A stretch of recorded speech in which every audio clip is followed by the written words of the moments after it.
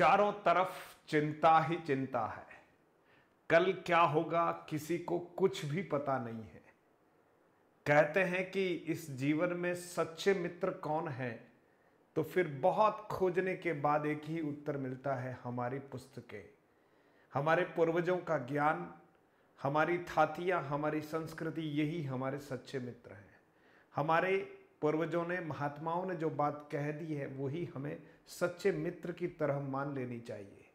और दुविधा के समय जब भी हों तो आप देखेंगे कि इन दुविधाओं को सुविधा में बदला जा सकता है। कैसे? जब किसी ज्ञानी महापुरुष के कुछ ऐसे शब्द जो लोकोक्ति की तरह हमारे जेहन में घर कर जाते हैं और वे ही शब्द हमें समाधान देते हैं।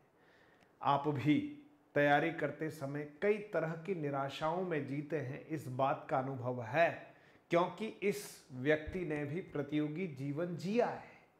तो ये प्रतियोगी जीवन इतना सरल नहीं है।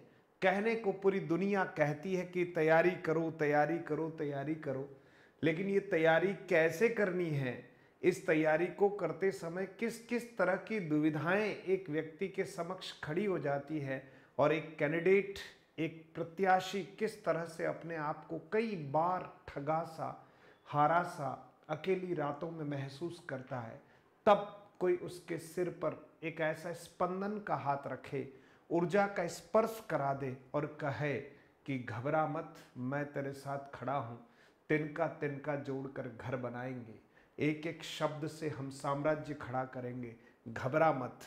जो चीज समझ में नहीं आई है ना, वो मेरे को भी एक समय समझ में नहीं आई थी, लेकिन अब जब मैं बहुत सारे शब्दों को समझ चुका हूं, तेरे साथ अनुभव के रूप में खड़ा हूं, घबराने की आवश्यकता नहीं है। उठा, गांडीव नहीं तो कलम ही सही, और अपने उस लक्ष्य की तरफ प्रयाण कर। ये शब्द जब कानों में गूंजते हैं तो निश्चित तौर पर वो हताशा, वो अकेली रातों की झंझनाहट सब समाप्त होने लगती है, अंधेरा छटने लगता है, और कहीं न कहीं लक्ष्य की तरफ अर्जुन फिर प्रशस्त होता है। इसलिए मेरे अर्जुनों, घबराने की आवश्यकता नहीं है। आपको लगता होगा कि ये बात बड़ी कहीं शास्त्रीय तरीके से मैं कह रहा हूँ, नहीं, मैं फिर आपसे कह रहा हूँ कि अपनी लड़ाई हमें ही लड़नी है, और जब हमें अपनी लड़ाई खुद ही लड़नी है तो बहुत ज़्यादा आशाएं मत रखो।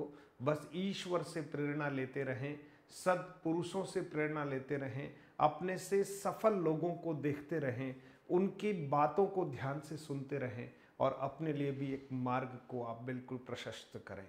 वंदे मातरम, जय हिंद। जीतोगे तभी जब डरोगे नहीं, उठोगे और प्रहार करोगे।